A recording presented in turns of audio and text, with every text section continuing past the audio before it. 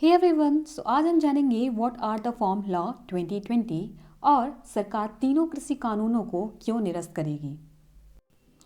29 नवंबर से लेकर 23 दिसंबर 2021 तक पार्लियामेंट का विंटर सीजन चलेगा, जिसमें कि बहुत सारे इंपॉर्टेंट अमेंडमेंट और बिल डिस्कस किए जाने वाले हैं। इसी बीच हमारे पीएम मोदी जी ने अनाउंस किया है कि लास्ट ईयर 2020 में जो फॉर्म लॉ अनाउंस किए गए थे, जिसके कारण पूरे साल एगिटेशन और प्रोटेस्ट चलते रहे थे, उन्हें इस साल के विंटर सीजन में रिपील कर दिया जाएगा। So now in this video हम जानेंगे कि फॉर्म्स लॉ है क्या और इन्हें किस कारणवश लाया गया और हमारे फार्मर्स इसे क्यों नहीं एक्सेप्ट कर पा रहे हैं और लगातार प्रोटेस्ट किए जा रहे हैं, और इस पर गवर्नमेंट का रिस्पांस क्या रहा और अब गवर्नमेंट इसे दोबारा रिपील क्यों कर रही है और रिपील करने का प्रोसेस क्या है। So now let's quickly start this video. What are the farm laws. 2020 में 3 फार्म लॉज लाए गए थे। फर्स्ट, जिसमें किसान कृषि उपज बाजार समिति agriculture produce market committee APMC के बाहर अपने खेत की उपज बेच सकता है। इस लॉ के अकॉर्डिंग कोई भी लाइसेंस धारक व्यापारी किसानों से परस्पर सहमत कीमतों पर उपज खरीद सकता है और कृषि उत्पादों का यह व्यापार स्टेट गवर्नमेंट द्वारा लगाए गए मंडी टैक्सेस से भी फ्री होगा।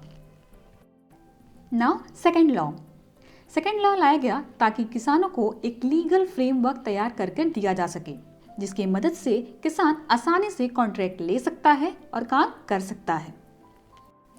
थर्ड लॉ, अनाज, दाल, आलू, प्याज, खाद, एडिबल ऑयल और ऑयल जैसे खाद्य पदार्थों को एसेंशियल कमोडिटी यानी आवश्यक वस्तुओं की लिस्ट से हटाता है। यह law except extraordinary circumstances यानी असाधारण परिस्थितियों को छोड़कर हॉर्टिकल्चर टेक्निक यानी बागवानी तकनीकों द्वारा उत्पादित एग्रीकल्चर प्रोड्यूस पर इम्पोजिशन ऑफ स्टॉक लिमिट को भी हटाता है, क्योंकि इसके लिए आवश्यक यह है कि एग्रीकल्चर प्रोड्यूस पर स्टॉक की कोई सीमा तभी लगाई जाए जब प्राइस तेजी से बढ़ रही हो। रीजन फॉर प्रोटेस्ट के क्या कारण है। पहला, मंडी एंड स्टेट फंड। हर राज्य के पास अपनी एक एपीएमसी मंडी होती है, जिससे वो फंड अर्न करती है और उस फंड को वो राज्य के कार्यों में लगा देती है, जैसे कि बिजली प्रोवाइड कराना, लोन माफ़ करना, रोड बनवाना और अनेकों कार्य करती है। मगर जैसे ही ये 3 फार्म लॉज आते हैं, एपीएमसी के पैरेलल एक नई और मंडी बन जाएगी, जिसकी वजह से राज्य सरकार को भारी नुकसान होगा। इन एवरी एपीएमसी मंडी जो मिडिल मैन काम करते हैं, जो अर्थियाज काम करते हैं, वो इंडिया में लाखों के पैमाने पर है।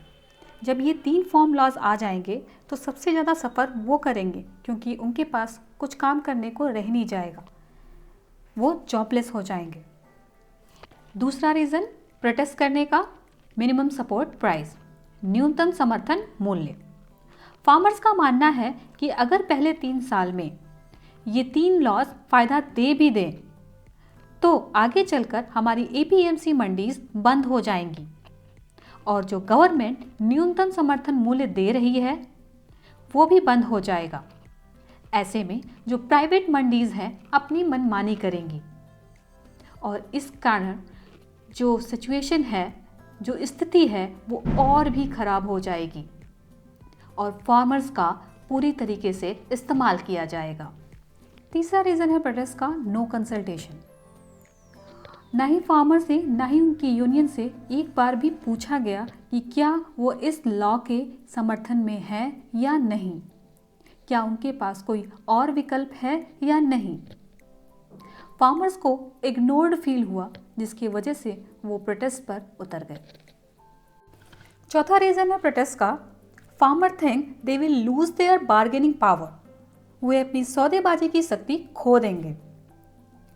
इन फार्म लॉज को लाया गया ताकि फार्मर्स को directly private company, private buyers के साथ कॉन्ट्रैक्ट साइन करा सकें, उनके लिए आसान कर सकें ताकि वो अपनी उपज को डायरेक्ट प्राइवेट बायर्स को बेच सकें। बट फार्मर्स को ऐसा लग रहा था कि इन लॉज के वजह से वो अपनी बार्गेनिंग पावर, सौदेबाजी की शक्ति खो देंगे, क्योंकि उनके पास उतनी समझ नहीं है, वो फाइन प्रिंट थिंकिंग नहीं है कि वो कॉन्ट्रैक्ट को समझ सके। नाउ गवर्नमेंट का रिस्पॉन्स क्या रहा अकॉर्डिंग टू टाइमलाइन देख लेते हैं।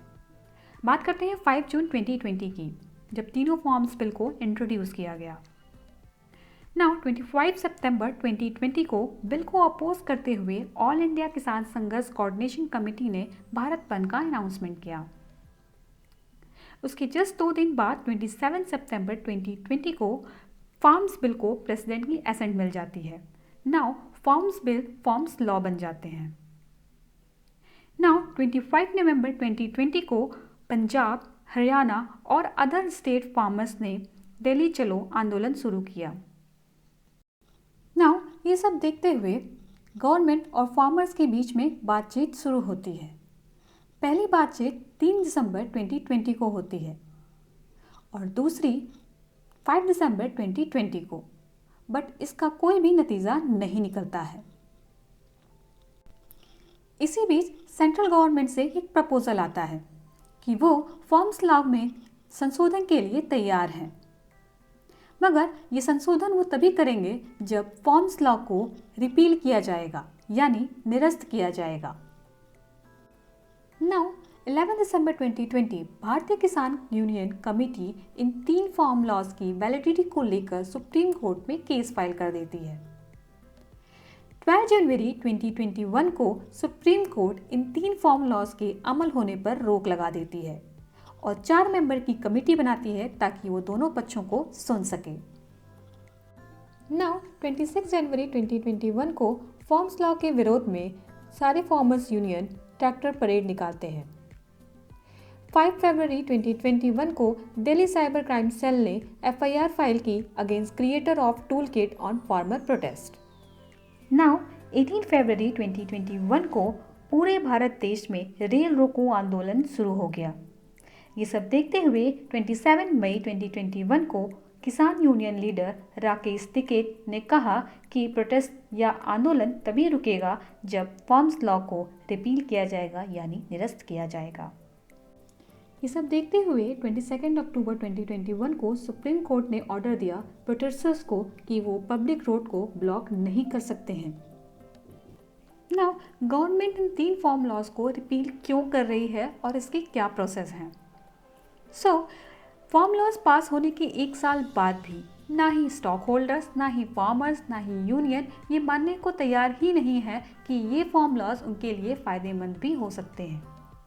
ये सब देखते हुए हमारे प्राइम मिनिस्टर मोदी जी ने ये ऐलान किया है कि 2021 के विंटर सीजन में हम इन 3 फार्म लॉज को रिपील कर देंगे ताकि फार्मर्स अपने प्रोटेस्ट को बंद कर सकें और घर जा सकें।